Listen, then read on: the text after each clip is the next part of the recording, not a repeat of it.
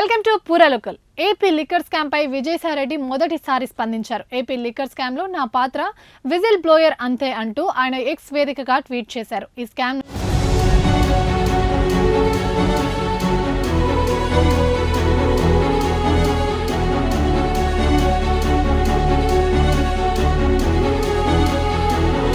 నుంచి తప్పించుకునేందుకే దొరికిన దొంగలు దొరకని దొంగలు తన పేరును లాగుతున్నారని పేర్కొన్నారు. ఈ వ్యవహారంలో ఒక్క రూపాయి కూడా తాను ముట్టలేదని వెల్లడించారు. లిక్కర్ దొంగల గుట్టురట్టు చేసేందుకు నేను పూర్తిగా సహకరిస్తానని ఆయన తెలిపారు.